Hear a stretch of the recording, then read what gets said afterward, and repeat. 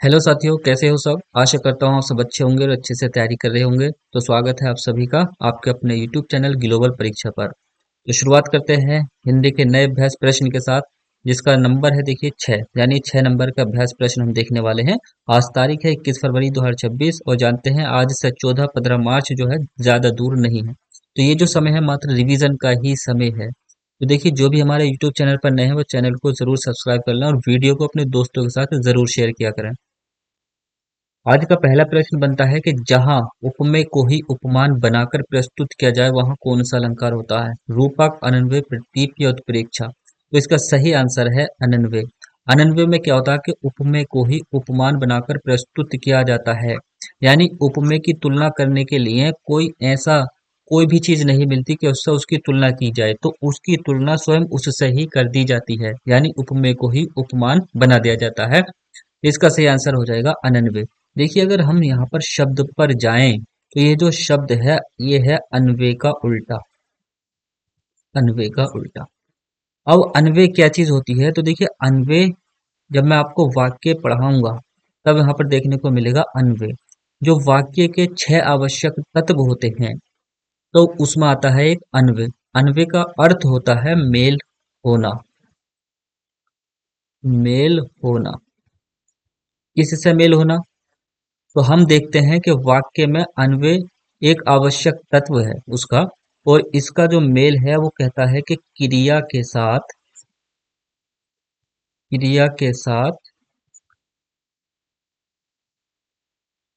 अन्य पदों। पदों का मतलब जैसे लिंग, वचन, कारक, काल का मेल। देखिए, इसको मैं कहाँ से समझाने की कोशिश कर रहा हूं आपको। अनन्वय, मैंने यहां से शब्द निकाला अन्वय।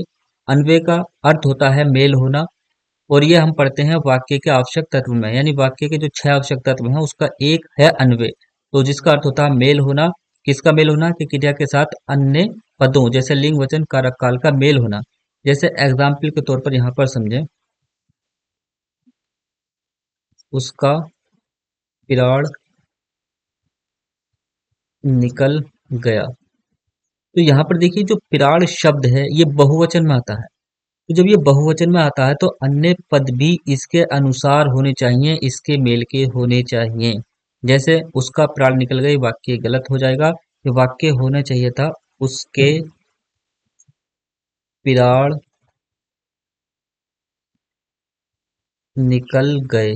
अब ये सही है। अब क्या है, आपस में मेल खा रहे हैं सभी, यानी क्रिया भी जो है वो लिंग, वचन, कारक, काल के साथ मेल खा रही है। दूसरा वाक्य अगर देखें ऐसे, तो देखिए जैसे सीमा अखबार पढ़ रहा है। तो यहाँ पर सीमा का जो लिंग है वो स्त्रीलिंग है और हम क्रिया कह रहे हैं पढ़ रहा है, तो ये गलत हो जाएगा। बल्कि होना चाहिए कि सीमा अखबार पढ़ रही है। तो ये तो हमने बताया कि वाक्य के जो एक आवश्यक तत्व होते हैं 6, उसमें से एक अन्वय। अब इस अन्वय का उल्टा होता है अनन्वय। अनन्वय, इसका क्या अर्थ हो जाएगा? तो इसका अर्थ हो जाएगा मेल ना होना। मेल ना होना। अब किसका मेल ना होना?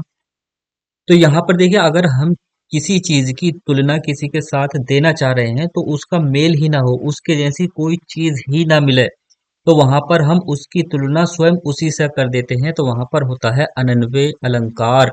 जैसे एग्जाम्पल है इसका, एग्जाम्पल है राम से राम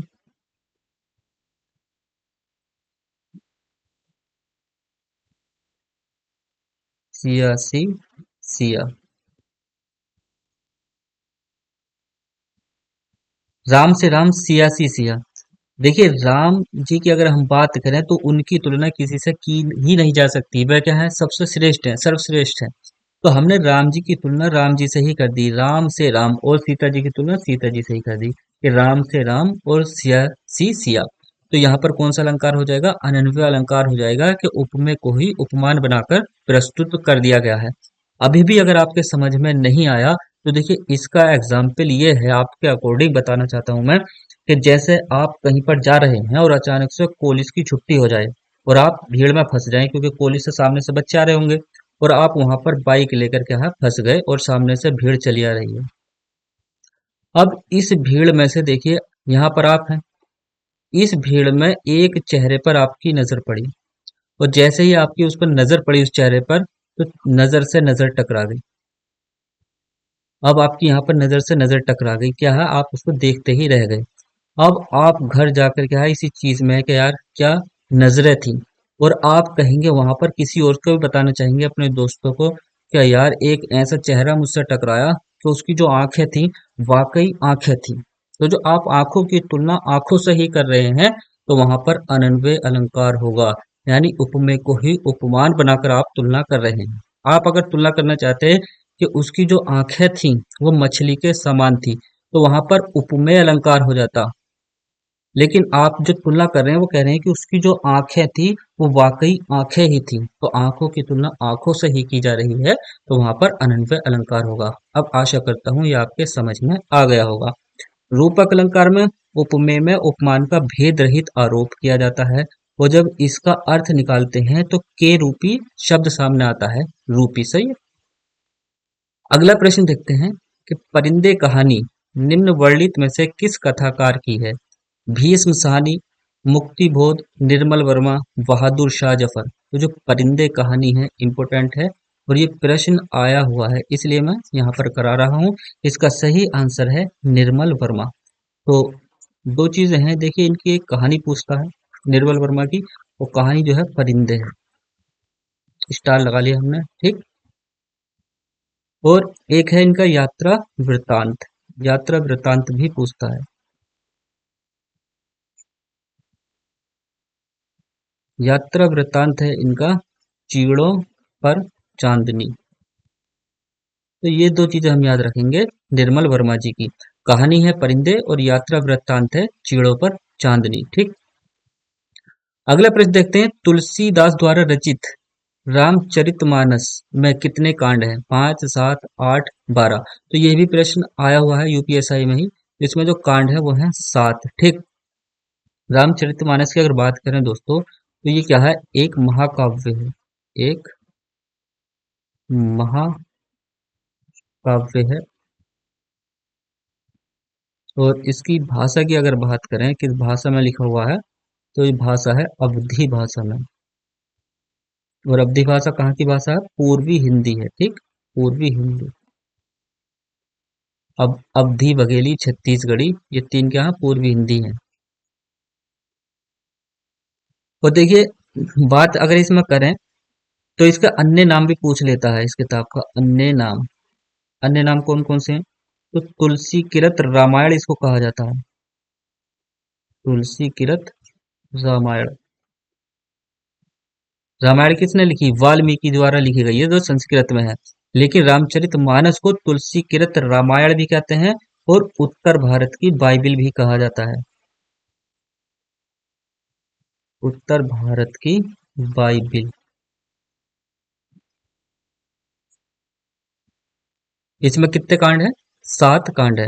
और जो रामायण है वो किसकी है? वाल्मीकि की है, जो संस्कृत भाषा की है। लेकिन अगर बात करें कि तुलसी किरत रामायण किसको कहा जाता है, तो रामचरितमानस को तुलसी किरत रामायण कहा जाता है, जो अवधी भाषा में है। अगला प्रश्न है, कौन सी कृति महादेवी वर्मा की है? निहार, साकेत, कामायनी या प्रिय प्रवास। तो देखिए, जो निहार है यह है महादेवी वर्मा की। साकेत की अगर हम बात करें, मैथिली शरण गुप्त की रचना है, मैथिली शरण गुप्त की रचना है। कामायनी की अगर हम बात करें दोस्तों, तो जयशंकर प्रसाद की कहानी है ये।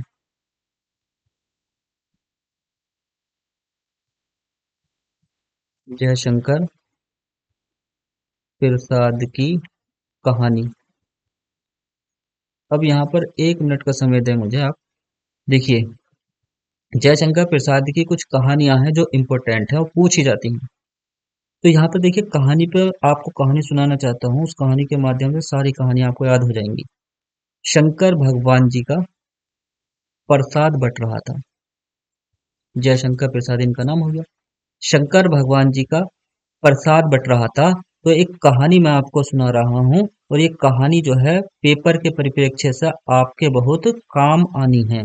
आपके बहुत काम आनी है, यानी पेपर के मतलब से। तो काम आनी का मतलब यहाँ पर कामायनी है, कामायनी। तो ये कहानी आपके बहुत काम आनी है। इस कहानी में ये बताना चाहता हूँ आपको कि जयशंकर प्रसाद जी का प्रसाद बट रहा था, यानी शंकर भगवान जी का देखिए प्रसाद बट रहा था। तो एक उर्वशी नाम की छोटी बच्ची होती है। उर्वशी, उर्वशी नाम की एक छोटी बच्ची होती है जिसे प्रसाद नहीं मिलता। जब इसे प्रसाद नहीं मिलता तो इसके आंसू निकल आते हैं, और इसके जो आंसू हैं इतने खतरनाक निकलते हैं कि जैसे झरना बह रहा हो। इतने खतरनाक इसके आंसू निकलेंगे जैसे झरना बह रहा हो। तब एक लड़के पर इसे तरस आता है इसके ऊपर, छोटी बच्ची के, और वो इसे प्रसाद लाकर दे देता है। जब इसको प्रसाद लाकर प्रसाद देता है इसको, तो इसको इतनी खुशी होती है कि खुशी की लहर दौड़ आती है। और इस खुशी की लहर दौड़ आती है और ऐसा लगता है जैसे इसके लिए जंगल में फूल खिल गए हों।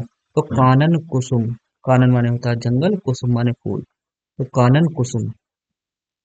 तो यहाँ से हमें क्या सीख मिली, क्या हमारे कुछ याद हुआ? जी हाँ, जयशंकर प्रसाद जी की हमने यहाँ पर कहानियां पढ़ी कि शंकर भगवान जी का प्रसाद बट रहा था। और ये कहानी आपके बहुत काम आनी है पेपर के लिए, कमायनी हो गई है। उर्वशी नाम की छोटी बच्ची है जिसे प्रसाद नहीं मिला तो उसके आंसू निकल आए, आंसू इतने निकले कि झरना बहने लगा। फिर जब उसको प्रसाद मिल गया तो खुशी की लहर उसमें दौड़ आई, और जब खुशी की लहर कैसी थी कि जंगल में भी फूल खिल गए। तो ये इतनी कहानियां हैं जयशंकर प्रसाद की, कामायनी, उर्वशी, आंसू, झरना, लहर और कानन कुसुम। प्रिय प्रवास किसकी है? प्रिय प्रसाद जो है यह है अयोध्या सिंह,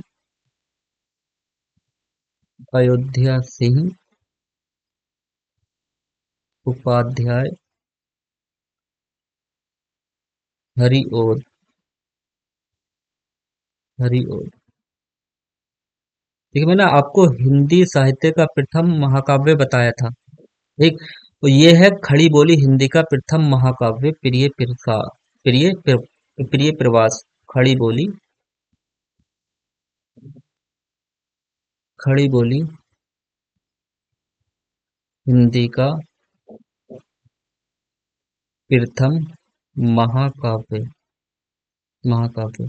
तो मैंने आपको पहले या दूसरे प्रैक्टिस सेट में आपको कराया था हिंदी साहित्य का प्रथम महाकाव्य। तो उसका क्या नाम है आप कमेंट बॉक्स में जरूर बताएं, सही है। वो कमेंट बॉक्स में बताएं कि हिंदी भाषा का प्रथम महाकाव्य कौन सा है। और ये है खड़ी बोली हिंदी का प्रथम महाकाव्य प्रिय प्रवास, जिसके रचनाकार हैं अयोध्या सिंह उपाध्याय, और कोमे में है हरिओद, ये इनका पूरा नाम है।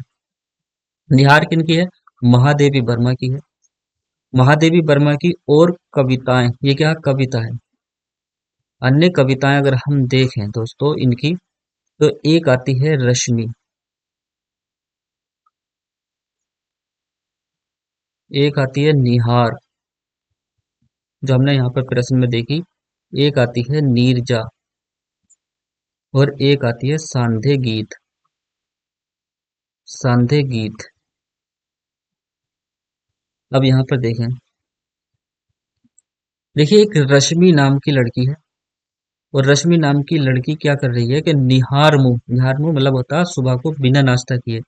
रश्मि नाम की लड़की निहार मुंह नीरजा नाम के लड़के से मिलने के लिए निकल जाती है सांधे गीत गाते हुए, सही है। रश्मि नाम की लड़की निहार मुंह नीरजा नाम के लड़के से मिलने जाती है सांधे गीत गाते हुए, और वह लड़का यामा, यामा बाइक होती है, यामा बाइक पर बिठाकर उसको ले जाता है। तो देखिए रश्मि, निहार, नीरजा, सांदगीत, ये जो कविताएं हैं इन सभी कविताओं का संकलन यामा नाम से किया गया है। और यामा किसके द्वारा लिखी गई? महादेवी वर्मा के। तो आप जानते हैं महादेवी वर्मा को जो ज्ञानपीठ पुरस्कार मिला है वो यामा के लिए दिया गया था 1982 में। ये डेट भी याद रखें। तो यामा क्या चीज है? उनकी कविताओं का संकलन है, और इसमें कौन कौन सी कविताएं हैं? रश्मि, निहार, नीरजा, सांध्य गीत, यामा नाम से संकलन है। और यामा को ही 1982 में ज्ञानपीठ पुरस्कार मिला, जो किसकी है? महादेवी वर्मा की है। याद कैसे रखेंगे कि रश्मि नाम की लड़की निहार मुंह निकल जाती है नीरजा नाम के लड़के से मिलने के लिए सांध्य गीत गाते हुए, वह लड़का यामा पर बिठाकर उसको ले जाता है, सही है। अगला प्रश्न देखते हैं कि सुनू सिए सत्ते असीस हमारी, पूज ही मन कामना तुम्हारी, में कौन सा छंद है? देखिए जब छंद पूछे तो मैं आपको एक डिटेल में वीडियो दूंगा छंद की। छंद, अलंकार, रस, इन दो तीन टॉपिकों की, सही है। तो यहाँ पर हमें इसका अर्थ से कोई मतलब नहीं होता। छंद में मात्राएं लगानी हमें आनी चाहिए। लघु मात्रा को हम इस प्रकार से गिनते हैं, और जो दो गुरु मात्रा होती है उसको एस आकृति से गिनते हैं। तो यहाँ पर देखें, देखिए सुनु सुनु, तो जो ये है छोटे ऊ की मात्रा, ये लघु स्वर की है, तो इसके हम एक देंगे। एक, दो, यहाँ पर भी छोटी ही है, तीन, चार। देखिए अगर कोई इस तरह से संयुक्त व्यंजन आपको देखने को मिले, तो जो संयुक्त व्यंजन से पहले वाला वर्ण होता है उसे हम गुरु स्वर इस तरह से दो मात्रा में गिनते हैं। लेकिन याद रहे, इन संयुक्त सभी संयुक्त व्यंजन के साथ ऐसा होगा, अगर संयुक्त व्यंजन इस तरह से मिलते हैं तो उससे पहले वाला गुरु में हम गिनते हैं। लेकिन यहाँ पर अगर हा होता तब हम एक ही इसको मानते। जैसे यहाँ पर, इसलिए मैंने यहाँ पर ये एग्जाम्पल रखा है दोस्तों। जैसे यहाँ पर अभी हम आते हैं तो आपको बताएंगे। तो यहाँ पर हमने इसको जो देखिए, एक सा पर क्या है, छोटा आ है। सा को जो उच्चारण देने के लिए सहायता दे रहा है वो छोटा आ है। लेकिन हमने मात्रा कौन सी लगाई, दीर्घ वाली मात्रा लगाई। दो मात्रा यहाँ पर गिन रहे हैं। यहाँ पर एक ही आएगी, यहाँ पर छोटा है एक, बड़ी ई है दो, यहाँ पर एक, यहाँ पर एक, यहाँ पर दो, बड़ी ई है तो दो। अब गिन लो, एक, दो, तीन, चार, पाँच, छः, सात, आठ, नौ, 10, 11, 12, 13, 14, 15, 16। तो कितनी मात्राएं होगी, 16 मात्रा होगी। यहाँ पर गिने, बड़े ओ की मात्रा है दो, तीन, चार, पाँच, छः, सात, आठ, नौ, 10, 11। अब यहाँ पर देखिए, है तो संयुक्त व्यंजन लेकिन हा के साथ है। जब हा के साथ है तब हमें एक ही लगानी है, और इसकी दो लगानी है, इसकी भी दो लगानी है। दो इसलिए लगानी है, यहाँ पर बड़ा आ है। तो दो, तीन, चार, पाँच, छः, सात, आठ, नौ, 10, 11, 12, 13, 14, 15, 16। तो देखिए छंद में जिन पंक्तियों में 16-16 मात्राएं आती हों वहां पर आंखें मीच के चौपाई आपको मारना है। यानी प्रत्येक पंक्ति में जब 16-16 मात्राएं आपको देखने को मिले, तब क्या आएगा, चौपाई इसका आंसर सही होगा। निम्नलिखित में से कौन सा छंद का प्रकार नहीं है? दोहा, सोरठा, चौपाई, दृष्टांत। दृष्टांत नहीं है, दृष्टांत का एक अलंकार का प्रकार है। श्रृंगार रस का स्थायी भाव है हास, शोक, प्रेम या उत्साह। तो श्रृंगार रस का स्थायी भाव की बात करें तो वो होता है रति। रति लेकिन प्रेम के लिए होता है, तो यहाँ पर रति न देकर प्रेम दिया है, इसलिए हमारा ऑप्शन सी सही होगा। प्रश्न आया हुआ है। देखिए श्रृंगार रस के दो उपभेद होते हैं, संयोग श्रृंगार रस और वियोग श्रृंगार रस। दोनों का स्थायी भाव रति ही होता है। आचार्य भरत मुनि ने रसों की संख्या कितनी मानी है? चार, सात, आठ या नौ? तो भरत मुनि, इनका एक काव्य है नाट्य शास्त्र। नाट्य शास्त्र, इनका जो ग्रंथ है नाट्य शास्त्र, सबसे पहले इन्होंने इसी में रसों की चर्चा की। तो आचार्य भरत मुनि ने नाट्य शास्त्र में जो रसों की संख्या बताई है वो है 8। ये तो ही भरत मुनि के अनुसार 8। लेकिन सर्वमत के अनुसार अगर पूछ ले, सर्वमत के अनुसार रसों की संख्या, रसों की संख्या तब हमें 11 लगानी है। और अगर पूछ ले नाटक विद्या, नाटक विधा के अनुसार रसों की संख्या, तब हमें 9 लगानी है। तो ये तीन चीजें हमें याद रखनी है। भरत मुनि के अनुसार रसों की संख्या 8 है, सर्वमत के अनुसार यानी सभी के अनुसार रसों की संख्या 11 है, और नाटक विधा के अनुसार 9 है। किस रस को रसराज या रसपति कहा जाता है, या सर्वश्रेष्ठ रस कहा जाता है? करुण, हास्य, श्रृंगार रस या शांत रस? तो श्रृंगार रस को रसराज या रसपति कहा जाता है। अगला प्रश्न देखते हैं। वृत्यानुप्रास अलंकार है जहां वाक्य में भेद हो, जहां एक व्यंजन की आवृत्ति एक या एक अनेक बार हो, जहां शब्द की आवृत्ति हो, जहां अनेक शब्द की आवृत्ति हो। तो जहां एक व्यंजन की आवृत्ति एक या अनेक बार हो एक ही व्यंजन की, वहां पर वृत्यानुप्रास अलंकार होता है। और वृत्यानुप्रास जो है ये अनुप्रास अलंकार का उपभेद है। अगला प्रश्न है। अली, अली शब्द युग्म का सही अर्थ है भगवान, दुश्मन, सखी, भोरा, भोरा सखी, भोरा या भगवान? अली, इसका अर्थ है भोरा।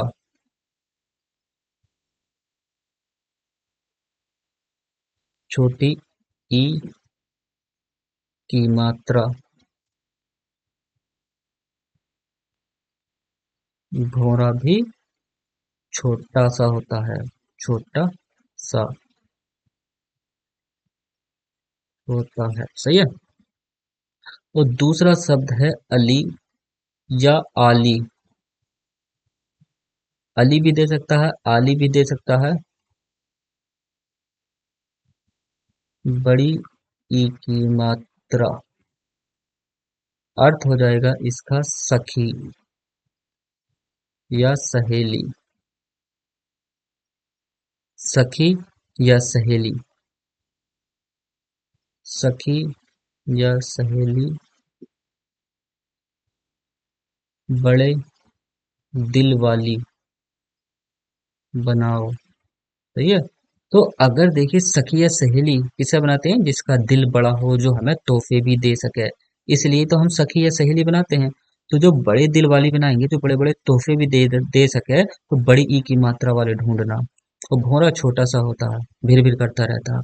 तो इसका सही आंसर होगा छोटी ती वाला भौरा और बड़ी वाला सखी। तो भौरा या सखी, यहाँ पर अली भी दे सकता है, आली भी दे सकता है, दोनों का अर्थ एक ही होता है, सखी या सहेली। अगला है अगम या आगम शब्द युग्म का सही अर्थ है उत्पत्ति, दुर्लभ, स्वानुभूत, अनजान, दुर्लभ उत्पत्ति, शास्त्रीय, शास्त्री। देखिए जहां पर इस प्रकार से पूछेगा ना आपको, तो पहले वाले का पहला वाला ही होना चाहिए और दूसरे वाले का दूसरे वाला, ये भी आप ध्यान से देखेंगे, सही है। कभी उल्टा करके देखिए, जहां पर उत्पत्ति और दुर्लभ उल्टा दे रखा है, इसका जो सही आंसर है ये है दुर्लभ या उत्पत्ति। तो अगम या आगम, तो अगम को कहते हैं दुर्लभ, और आगम उत्पत्ति, उत्पत्ति भी होता है और इसका मतलब शास्त्र भी होता है। शास्त्र यानी आगम के दोनों अर्थ होते हैं, उत्पत्ति और शास्त्र। जैसे जैन धर्म के ग्रंथ, तो जैन धर्म के ग्रंथों को क्या कहा जाता है, आगम कहा जाता है, या पौराणिक शास्त्र, पौराणिक शास्त्र। तो शास्त्रों को भी आगम कहा जाता है और उत्पत्ति भी आगम कही जाती है, और आगम का मतलब होता है दुर्लभ। अगला प्रश्न है त्रिवेणी में कौन सा समास है, द्वंद्व, कर्मधारय, बहुव्रीहि, द्विगु समास। त्रिवेणी, जब पहला पद आपको संख्यावाची दिखे तब आंखें मिच के द्विगु समास मानना है। इसके बाद पॉकेट मार में कौन सा समास है, कर्मधारय, द्वंद्व, बहुव्रीहि, तत्पुरुष। तो पॉकेट मार, पॉकेट को मारने वाला। अब यहाँ पर को आपको क्या मिला, तो आप कहेंगे कारक चिन्ह मिल रहा, और जिसमें कारक चिन्ह आपको मिले तत्पुरुष समास। ये तो कारक चिन्ह वाले मैंने 6 सेट हो रहे हैं, 6 में 3-4 बार आपको करा दिया है, ठीक। अर्थ के आधार पर संज्ञा कितने प्रकार की होती है, 4, 5, 6 या 7। तो अर्थ के आधार पर हम बात करें, संज्ञा के 5 प्रकार होते हैं। अर्थ के आधार पर संज्ञा 5 प्रकार की होती है। कैसे, तो देखिए व्यक्तिवाचक संज्ञा, व्यक्तिवाचक संज्ञा, जातिवाचक संज्ञा और भाववाचक संज्ञा। तो जातिवाचक संज्ञा के भी दो भेद होते हैं,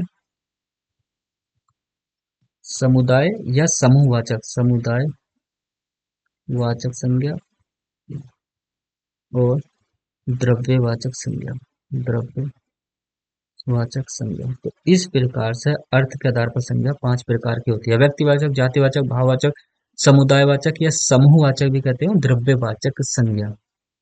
अच्छा संज्ञा क्या, अगर इसके मूल आधार पर पूछे तो 3 प्रकार होते हैं, व्यक्तिवाचक, जातिवाचक, भाववाचक। ये मूल प्रकार 3 ही होते हैं इसके, सही है।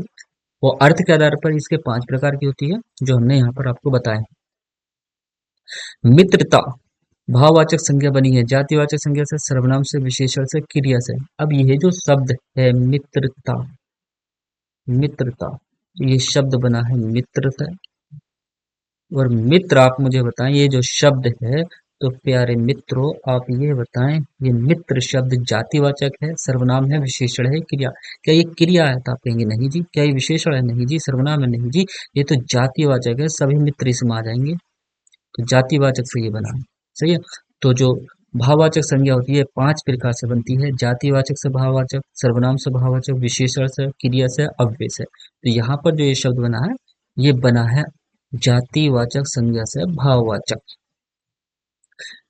तो ये थी आज की हमारी वीडियो। आशा करता हूँ आपको पसंद आई होगी।